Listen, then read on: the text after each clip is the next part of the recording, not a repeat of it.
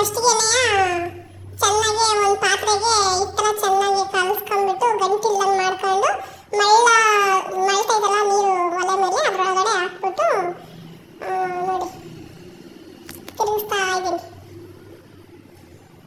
ಇದು ಸ್ವಲ್ಪ ಹೊತ್ತು ಮಳ್ಳದ ಮೇಲೆ ಹಿಟ್ಟು ಹಾಕೋದ್ರಿಂದ ಗಂಟು ಆಗಲ್ಲ, ಗಂಟು ಜಾಸ್ತಿ ಆಗುತ್ತಲ್ಲ, ಆ ಗಂಟು ಬರಲ್ಲ ಅನ್ನೋ ಕಾರಣಕ್ಕೆ ಇದು ಒಂದು ಒಳ್ಳೆ ಐಡಿಯಾ. ನನಗೇನೋ ತಿರುವಿ ಸಾಕಾಯಿತು, ಗಂಟು ಬರಬಾರ್ದು ಅಂತೇಳಿ ನಮ್ಮಮ್ಮ ಹಿಟ್ಟು ವೈಟ್ ಕುತ್ಕೊಂಡ್ಬಿಟ್ಟೈತೆ. ನನಗೂ ತಿರುವಕ್ಕೆ ಬರಲ್ಲ ಮುದ್ದೆ, ಇಷ್ಟೊಂದು ಮುದ್ದೆ ಆದರೆ ಹೆಂಗೆ ಕಟ್ಟೋದು ನಾನು? ನಮ್ಮಮ್ಮ ನಾನು ಹೆಲ್ಪ್ ಮಾಡ್ತೀನಿ ಬಾರವಾ ಅಂತಿದ್ದೆ, ನನ್ನ ಕೈಲಿ ಆಗ್ತಿಲ್ಲ ಬಾ ಅಂತ ನಮ್ಮಮ್ಮ ಬಡ್ಕೊಂತ ಇದ್ದಾರೆ. ಬಾ ಕಟ್ ಬಾ ಅಂತ.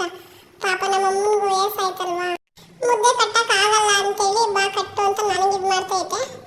ನಾನು ಹಂಗೋ ಹಿಂಗೋ ಮಾಡಿ ತಿರುವಾಡಿ ಒಲೆ ಮುರಿದೋಗುತ್ತೇನೆ ಅಂದ್ಕೊಂಡೆ. ಆ ಲೆವೆಲ್ ತಿರುವುದೆ ನಾನು ಹೋಗ್ಬಿಟ್ಟು. ಮತ್ತೆ ಇನ್ನೇನು ಮಾಡೋದು, ಬರಲ್ವಲ್ಲ ನೋಡೋದು ಹೆಂಗಾಗುತ್ತೆ. ನಮ್ಮಮ್ಮ ಎಲ್ಲಿ ಬಿದ್ದು ಬಿಡ್ತಾಳೋ ಇಲ್ಲ ಬೀಳಿಸ್ಬಿಡ್ತಾಳ ಪಾತ್ರೆನ ಬೈದಲ್ಲಿ ಆ ಸುಡಾ ಪಾತ್ರೆನೇ ಹಿಡ್ಕೊಂತೈತೆ ನಮ್ಮಮ್ಮ ಹೋಗಿ. ನೋಡು ಹಿಡ್ಕೊಂಡು ಎಳ್ದಾಡಿಸ್ ನತ್ಲ ಇಟ್ಲ ಬಿಡಮ್ಮ ಅಂದ್ರೆ ಬಿಡಂಗಿಲ್ಲ. ಅಂದ್ರೆ ತುಂಬಾ ಜಾಸ್ತಿ ಮುದ್ದೆ ಐತಲ್ಲ, ನನ್ನ ಮಗಳು ಒಬ್ಬಳೇ ಕಟ್ಕೊಳ್ಳಲ್ಲ ಅಂತ ನಮ್ಮಮ್ಮಗೆ ಭಯ, ಎಲ್ಲಿ ಬೀಳಿಸ್ಬಿಡ್ತಾಳೋ ಪಾತ್ರೆನ ಕೆಳಕ್ಕೆ ಅಂತೇಳಿ. ಈ ಹಪ್ಪಳ ತಿನ್ನೋದು ಸಾಕು, ಮಾಡೋದು ಸಾಕು ಅನ್ಸೋಗ್ಬಿಟ್ಟಿತ್ತು ನನಗಂತೂ. ಈ ಹಪ್ಪಳ ಮಾಡೋ ರಿಸ್ಕ್ ಯಾಕೆ ಬೇಕಾಯ್ತು? ಉರಿ ಬಿಸಿಲಲ್ಲಿ 12 ಗಂಟೆ ಆಯ್ತು, ಮುದ್ದೆ ಈಗಿಟ್ಟೈತೆ ನಮ್ಮಮ್ಮ. ಅದು ಯಾವಾಗ ಒಣಗಾಕೋದು, ಯಾವಾಗ ಒಣಗಿ ನಾನು ಹಪ್ಪಳ ಯಾವ ತಿಂತೀನೋ ಗೊತ್ತಿಲ್ಲ. ಈ ಹಪ್ಪಳ ತಿನ್ನೋ ಅಷ್ಟೊತ್ತಿಗೆ ಸಾಕಾಗಿ ಹೋಗಿರುತ್ತೆ. ಆದರೆ ಬೆಂಗಳೂರಿಂದ ಬಂದ್ಬಿಟ್ಟು ತಗೊಂಡೋಗಿ ತಿಂತಾರಲ್ಲ, ಅವ್ರದ್ದು ಗ್ರೇಟು ಹೇಳ್ಬೇಕಂದ್ರೆ. ನಾನು ಕುತ್ಕೊಂಡು ಕಷ್ಟಪಟ್ಟು ಮಾಡ್ತೀನಿ, ಬಂದವರೆಲ್ಲ ನನಗೊಂದಿಷ್ಟು ಅಂತ ಹೊತ್ಕೊಂಡು ಹೋಗ್ತಾರೆ. ಈ ಮುದ್ದೆನ ಇಷ್ಟರ ಮಟ್ಟಿಗೆ ಮಾಡ್ಬಿಟ್ಟು ಕೆಳಗೆ ಇಳಿಸೋ ಹೊತ್ತಿಗೆ ಈ ಹಪ್ಪಳನೂ ಬೇಡ, ತಿನ್ನೋದು ಬೇಡ, ಮುದ್ದೆ ಸವಾಸನೆ ಬೇಡ ಅನ್ಸೋಗ್ಬಿಡ್ತು ನನಗಂತೂ. ನಾನು ಸ್ಟ್ರಾಂಗ್ ಇದ್ದೀನಿ ಅಂತ ನಮ್ಮಮ್ಮ ನನ್ನ ಕರೀತು, ಬಟ್ ನಾನು ಎಷ್ಟು ವೀಕ್ ಇದ್ದೀನಿ ಅಂತ ನನಗೆ ಅವಾಗಲೇ ಗೊತ್ತಾಗಿದ್ದು. ಬಟ್ ನಮ್ಮಮ್ಮ ಪಾಪ, ಅವ್ರಿಗೆ ಆಲ್ರೆಡಿ ಏಜ್ ಆಯಿತು, ಅವ್ರು ಇನ್ನೆಷ್ಟು ಸ್ಟ್ರೆಂತ್ ಇರ್ತಾರೆ, ಅವ್ರು ಇರೋವರ ಶಕ್ತಿ ಎಲ್ಲ ಮೀರಿ ಮುದ್ದೆ ತಿರುವಿದ್ದಾಯ್ತು. ನಮ್ಮಮ್ಮ ಸ್ವಲ್ಪ ಮಾಡಮ್ಮ ಅಂತ ಬೆಳಗ್ಗೆನೇ ಹೇಳಿದ್ರೆ ನಮ್ಮಮ್ಮ ಕೇಳ್ದಂಗೆ ಇಷ್ಟೊಂದು ಮಾಡ್ಕೊಂಡು ಕೂತೈತೆ. ಮುದ್ದೆ ಎಲ್ಲ ತಿರುವ್ಕೊಂಡು ಕೆಳಕ್ಕೆ ಇಳಿಸ್ಕೊಳ್ಳೋಷ್ಟೊತ್ತಿಗೆ ಮೈಯಲ್ಲಿರೋ ನೀರೆಲ್ಲ ಕೆಳಕ್ಕೆ ಹರಿದೋಗ್ತಾ ಇತ್ತು. ಆ ಲೆವೆಲಿಗೆ ಇಬ್ರು ಬೆವ್ತೋಗ್ಬಿಟ್ಟಿದ್ವಿ ನಮ್ಮಮ್ಮ ನಾನು ಇಬ್ರು. ಅಯ್ಯಪ್ಪ, ಇನ್ನ ಮತ್ತೆ ಇನ್ನೊಂದು ರೌಂಡ್ ಕೆಲಸ ಸ್ಟಾರ್ಟ್. ಇವಾಗ ನೋಡಿದ್ರ ಹಪ್ಪಳ ಎಲ್ಲೋ ಅಂಗಡಿ ತಂದು ತಿನ್ನೋದು ಎಷ್ಟೋ ವಾಸಿ ಅನ್ಸೋಗ್ಬಿಡುತ್ತೆ ನನಗಂತೂ. ಇದು ರಿಸ್ಕ್ ನೋಡ್ಬಿಟ್ಟು ನಮ್ಮಮ್ಮ ಮಾಡೋದು ಸ್ವಲ್ಪ ಇಟ್ಕೊಳ್ಳಮ್ಮ, ಸ್ವಲ್ಪ ಮಾಡಮ್ಮ ಅಂದ್ರೆ ಮತ್ತೆ ಏನವ ನಾನು ಬರೀ ಶಿವಮೊಗ್ಗ ಹೋಗ್ಬೇಕು ಅಂತ ಹೇಳಿದ್ನ ನಮ್ಮಮ್ಮ. ಇವ್ರ ಕೈಗೆ ಸಿಗಲ್ಲ, ಇದ್ದಾಗಲೇ ಮಾಡ್ಕೊಂಡ್ಬಿಡೋಣ ಅಂತ ಹೇಳ್ಬಿಟ್ಟು ಇಷ್ಟೊಂದು ಕಷ್ಟಪಟ್ಟು ಹಂಗೋ ಹಿಂಗೋ ಅತ್ಲಾಗೆ ಮಾಡ್ಕೊಡ್ತಿದ್ದಂಗೆ ಇಲ್ದಂಗೆ ಅತ್ಲ ನಾನು ಕಟ್ಟಿ ನೋಡಿ ಹೆವಿ ಸುಡ್ತೈತೆ ಮುದ್ದೆ ಮಾತ್ರವ. ನಮ್ಮಮ್ಮ ನಾನು ಕಟ್ಟೋದು ನೋಡಿ ಬೈತಾ ಇರ್ತೀನಿ, ಮುದ್ದೆ ಕಟ್ಟಕ್ಕೆ ಬರಲ್ವ ಅಂತೇಳಿ. ಇಷ್ಟು ದಪ್ಪ ಕೊಟ್ಟೈತೆ, ಕಟ್ಟು ಅಂತ ಹೆಂಗೆ ಕಟ್ಟೋದು ಹೇಳ್ರಿ? ಹಂಗೆ ನಾನು ಅತ್ಲ ಹಿಂಗೆ ಸುಳ್ದಾಡ್ಸತ್ಲಾಗೆ ನಮ್ಮಮ್ಮ ನಿನ್ನ ಕಷ್ಟ ನೋಡೋಕ್ಕಲ್ಲ ಎತ್ತಾಕತ್ಲಾಗೆ ಅಂತ ಬೈತು. ನಾನು ಹಂಗೆ ಎತ್ತಾಕ್ಬಿಟ್ಟೆ ಅತ್ಲಾಗೆ. ಹಿಂಗೆ ಒಂದು 10-12 ಮುದ್ದೆನ ಮಾಡೋದು ನಮ್ಮಮ್ಮ. ಅಯ್ಯೋ ಶಿವ, ಇನ್ನು ಈ ಮುದ್ದೆಗಳೆಲ್ಲ ಮಾಡ್ಕೊಂಡು ಆಚೆ ಬಂದರೆ ಹಪ್ಪಳ ಒತ್ತಕ್ಕೆ ಜನ ಯಾರು ಇಲ್ಲ. ನಮ್ಮಮ್ಮ ನಾನು ಇಬ್ಬರೇ, ಇನ್ನು ಹುಡುಗರಿಗೆ ಕಟ್ಕೊಂಡು ಏನು ಕೆಲಸ ಮಾಡೋಕ್ಕೂ ಆಗಲ್ಲ. ಇದೇನಪ್ಪ ಕತೆ ಅನ್ನಂಗೆ ಆಗೋಯ್ತು ನನಗಂತೂ.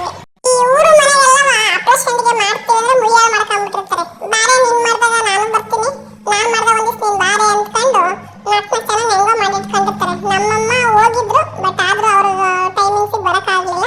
ಇನ್ನು ನನ್ನ ಮಕ್ಕಳು, ನಮ್ಮಪ್ಪ, ನಾನು, ನಮ್ಮಮ್ಮ ಎಲ್ಲ ಸೇರ್ಕೊಂಡು ಲಾಸ್ಟಿಗೆ ಒಂದಿಬ್ರು ಮಕ್ಕಳು ಬಂದರು, ಎದುರುಗಡೆ ಮನೆ ಮಕ್ಕಳು, ಅವರು ಎಲ್ಲ ಸೇರ್ಕೊಂಡು ಹೆಲ್ಪ್ ಮಾಡಿ ಹಂಗೋ ಹಿಂಗೋ ಏನಾರ ಮಾಡಿ ಹಪ್ಪಳದ ಕತೆ ಮುಗಿಸೋಣ ಅಂತ ಹೇಳ್ಬಿಟ್ಟು ನಮ್ಮ ಅಪ್ಪಾಜಿ ರೆಸ್ಟಲ್ಲಿದ್ದು ಪಾಪ ಹುಷಾರಿರಲಿಲ್ಲ. ಅವ್ರನ್ನೇ ಎಳ್ಕೊಂಡು ಕುಂಡಿಸ್ಕೊಂಡು ನನ್ನ ತಂಗಿ ಮಕ್ಕಳು, ನನ್ನ ಮಕ್ಕಳು ಎಲ್ಲ ಸೇರ್ಕೊಂಡು ಏನೋ ಒಂದು ಮಾಡೋಣ ಕತೆ ಅಂತ ಹೇಳ್ಬಿಟ್ಟು ನಾವೇ ಕುತ್ಕೊಂಡ್ವಿ. ಇನ್ಯಾರು ಹೆಲ್ಪಿಗೆ ಕರೆದು ಇನ್ಯಾರು ಬರ್ತಾರೆ?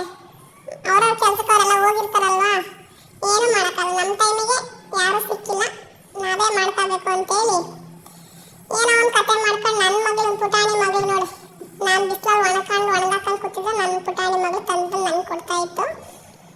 ಆ ಬಿಸಿಲಲ್ಲಂತೂ ನೀರು ಇಳಿಸಿದ್ರು ನನಗೆ ಅವತ್ತು. ಈ ಹಪ್ಪಳ ಸವಾಸ ಲೈಫಲ್ಲಿ ಬೇಡ ಅನ್ನೋವಷ್ಟು ನೀರು ಇಳಿಸ್ಬಿಟ್ರು ನನಗೆ. ಮುದ್ದೆ ಕಡಿ ಅಡಿಂದ ಮುಡಿಯೋರ್ಗು ಉರಿತಾ ಇದೆ, ನೀರು ಇಳಿತಾ ಇದೆ. ಯಪ್ಪ ಶಿವ, ಸಾಕ್ ಸಾಕು ಅನ್ನಿಸ್ತೈತೆ. ಇನ್ನು ಇವಾಗ ನೋಡಿದ್ರೆ ಸ್ಟಾರ್ಟು. ಈ ಎಂಡಿಂಗ್ ಹೆಂಗ್ ಮಾಡೋದಪ್ಪ ಅಂತ ತಲೆ ಕೆಟ್ಟೋಗ್ತೈತೆ ನನಗಂತೂ. ಅಷ್ಟೊತ್ತಿಗೆ ಈ ಮಂಗನ್ಗಳು ಅದೆಲ್ಲಿಂದ ಆಡ್ಕೊಂಬಂದು ಅಂತ ಗೊತ್ತಿಲ್ಲ, ಒಂದು ದಿಂಡು ಮಂಗನ್ಗಳು ಬಂದ್ವು. ಯಪ್ಪ ಶಿವ.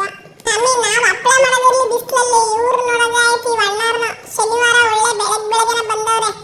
ಉರಿ ಬಿಸಿಲು ಅಂತ ನೋಡಂಗಿಲ್ಲ ನೋಡ್ರಿ. ಮನೆ ಮೇಲೆಲ್ಲ ಹತ್ತಿ ಕುಣ್ದು ಆಡ್ಕೊಂಡು ಆಟ ಆಡ್ಕೊಂಡು ಅವರಂತೂ ಫುಲ್ ಎಂಜಾಯ್.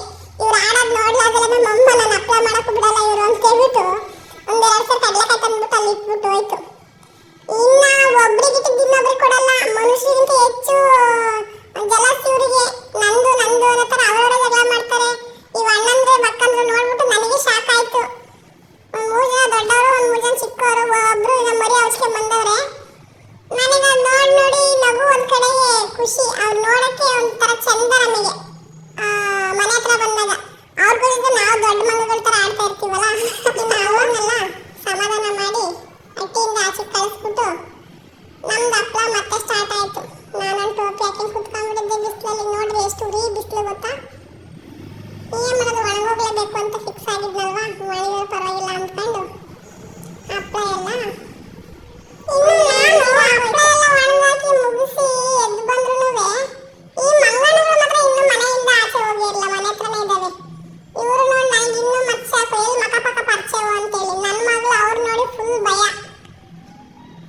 ಇನ್ನು ಎದುರುಗಡೆ ಮನೆ ಅಕ್ಕಪಕ್ಕದ ಮನೆಯಲ್ಲ ಅವ್ರಿಗೆ ಸ್ನ್ಯಾಕ್ಸ್ ತಂದು ಹಾಕಕ್ಕೆ ಅವ್ರು ತಿಂದು ಆಟ ಆಡ್ಕೊಂಡು ಅಲ್ಲೇ ಇರೋಕ್ಕೆ.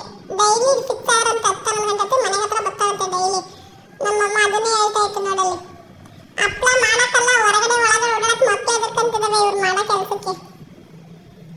ಆದ್ರೂ ಪ್ರಾಣಿನೇ ಅಲ್ವಾ, ಅದು ಮಂಗನಾಗಲಿ ಮನುಷ್ಯನಾಗಲಿ. ಸೊ ಇವತ್ತಿನ ನನ್ನ ಕಥೆ ಈ ಮಂಗನಗಳ ಜೊತೆ ಮತ್ತೆ ಹಪ್ಪಳದ ಜೊತೆ ಅಂತ ಹೇಳ್ಬಿಟ್ಟು ಇವತ್ತಿನ ದಿನ ನೀವೇ ನೋಡೋದ್ರಲ್ಲ ಹೆಂಗಿತ್ತು ಅಂತೇಳಿ. ಸಮ್ಟೈಮ್ ಹಿಂಗೆ ಇರುತ್ತೆ ದಿನಗಳು, ಏನು ಮಾಡೋಕ್ಕಾಗಲ್ಲ. ಸೊ ನಾನು ಈ ವಿಡಿಯೋ ನಿಮ್ಗೆ ಇಷ್ಟ ಆಗಿದೆ ಅಂದ್ಕೊತೀನಿ. ಇಷ್ಟ ಆಗಿದ್ರೆ ದಯವಿಟ್ಟು ಸಬ್ಸ್ಕ್ರೈಬ್ ಆಗೋದು ಮರಿಬೇಡಿ. ಸಬ್ಸ್ಕ್ರೈಬ್ ಆಗಿ ನಂಗೆ ಸಪೋರ್ಟ್ ಮಾಡಿ ಅಂತ ಕೇಳ್ಕೊತಾ ಇದ್ದೀನಿ. ಹೆಚ್ಚಿನ ವಿಡಿಯೋಗಳಿಗಾಗಿ ಕಾಯ್ತಾ ಇರಿ. ನನ್ನ ಹಪ್ಪಳದ ಕಥೆ ಇವತ್ತಿಗೆ ಎಂಡ್ ಆಯ್ತು.